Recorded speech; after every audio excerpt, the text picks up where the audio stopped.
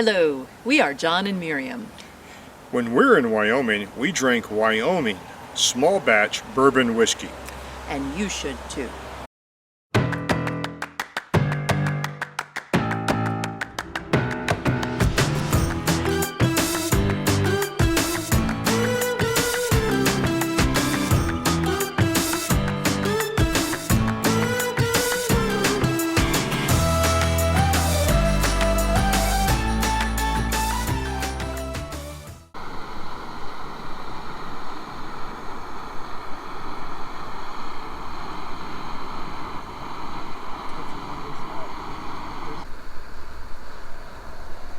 Decided to get out here with the sunrise this morning and watch the animals. Haven't seen any yet. We think we see 2 elk at the distance. We're out here looking. There's a river, the Snake River's over there. This observation point is known for its animal wildlife. Making our first batch of coffee here because we're so early, even the coffee shop's not open yet. You can see the Tetons. We got a little bit of the smoke has cleared a little bit this morning. That's the best view we've seen. That's Mountain Moran. Today's going to be a driving day through the Teton National Park. Our onboard navigator and narrator for this section of the trip, we've nicknamed Fred. More about Fred later. As we walk along the summit of Signal Mountain, we happen to run into a couple of our regular viewers, which is always a pleasant surprise.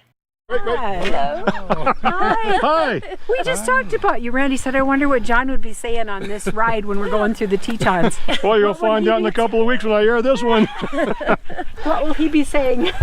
Who are you and where are you from? Oh, we're from Rapid City. We're Randy and Linda Pappendick, but... Very cool. Can I put you on YouTube? Of course. Okay. We're having a good time. Good deal. It's just bizarre. We were thinking you would be yarning about something important in life, you know. Well, I did that for this coming Saturday, but... So we're on the Signal Mountain summit, and this is the Jackson Point Overlook, which is actually the best view of the Teton Range. Unfortunately, the smoke from the California wildfires has really kind of camouflaged our view of the peaks. They kind of peek out, we can't capture them on camera very well, unfortunately. It does give them kind of a mystical quality. It's still awesome, but it's they say the smoke is worse this year than it's ever been. But part of nature, right? Here's a bit of useless yet relevant trivia. The Teton Mountain Range is behind you. It's over there. We're going to get that in a minute. But the valley behind us, also referred to as the Hole, named after the guy, one of the first explorers named Jackson Hole, this entire valley, was private ranch land. Ranches didn't fare very well out here because of the elevation and the nature of the soil. But a fellow named Rockefeller had a lot of money to spend, so he developed a trust and secretly went around and bought up all the land, and nobody knew who was actually buying the land.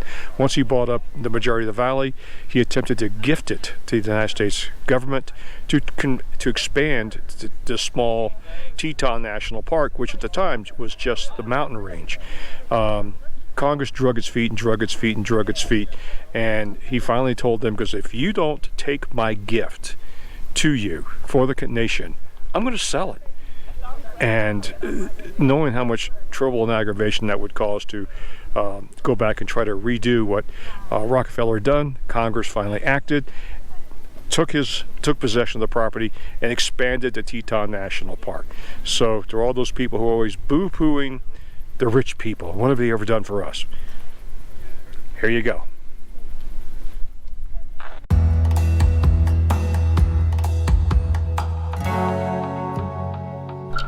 Well, we're in an area called Mormon Row. Mormon settlers settled here some time ago, and you can do an entire video just on that, a whole video series. So these properties have been turned into museum pieces. They've been here forever, been here since then.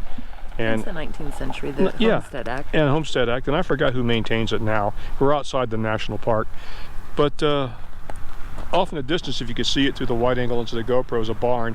That barn is famous for its ability to be photographed so well, with the Tetons way in the background, but they're absolutely shrouded in smoke. The smoke is the heaviest we've seen since we've been here. Yeah.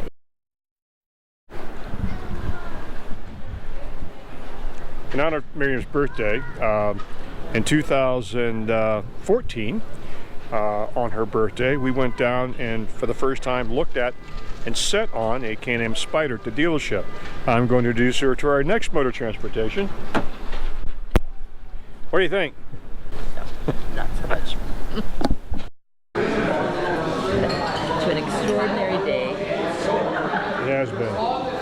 We wind down the day with cocktails and dinner in preparation for tomorrow's drive day as we move north towards Glacier National Park.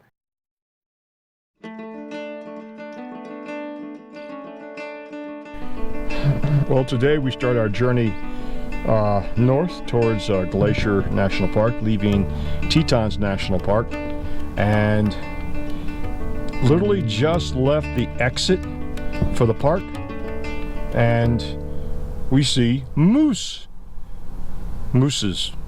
and Miriam is out getting her filled with her binoculars. My camera doesn't quite go that range.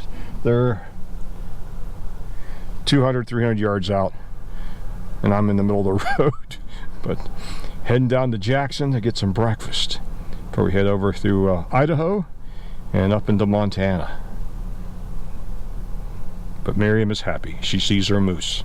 So Miriam was trying to understand why the moose were here in this open plain area, not by the water, which normally they Marshland. the marshland, which normally their habitat. Well, the answer is simple. We're at Moose Junction. Our goal today was to make it to Missoula, Montana after leaving Jackson, Wyoming. Our route would take us across Jackson Pass and over to Idaho Falls and pick up Interstate 15. Many of you must be wondering why we didn't take the scenic route. Well, actually, according to the map, Interstate 15 to Missoula is the scenic route, and it did not disappoint. Another question we anticipated: why didn't we take the Scenic Drive through Yellowstone? Well, two reasons. The crowds and the traffic in Yellowstone would have made the trip arduous. In addition, Yellowstone requires a reservation to get into, and those reservations were very tricky to get.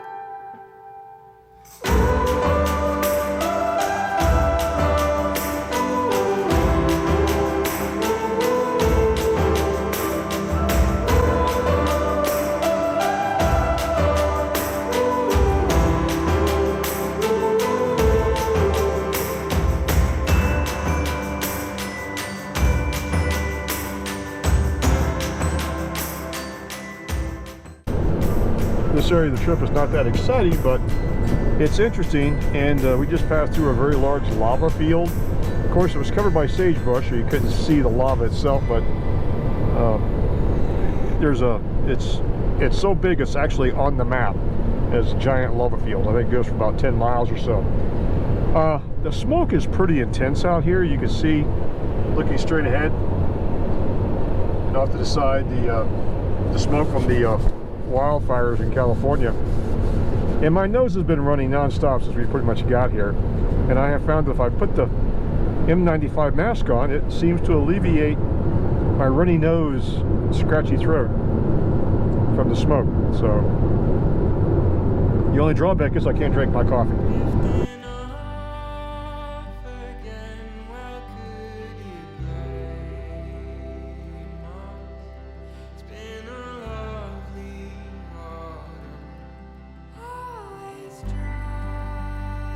That was anticlimactic. A little tiny sign, no place to pull over.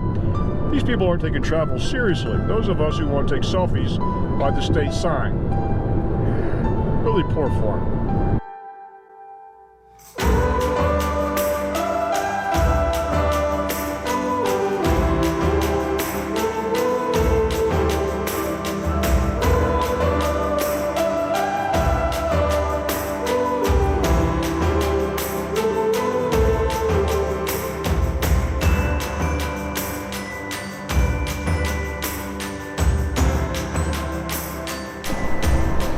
So we stopped in at Jan's Cafe for a home cooked grub.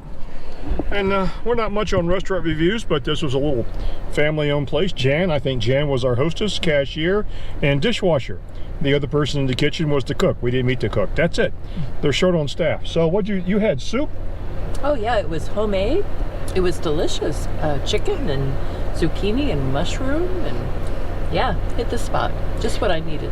And I tried to eat light, so I had a BLT, and you know, you can really screw up a BLT if you're not careful. But this was good. Bacon was crisp, but you know, it was good. Service was good, even though she's running herself ragged in there by herself. The funny thing is, I tried to save her a trip because there was like 7 tables, and she's by herself and doing everything. So I was going to pay with a credit card, and she said no.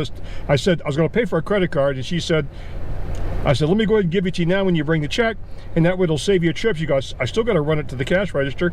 So I said, I'll fix that. I'll give you cash.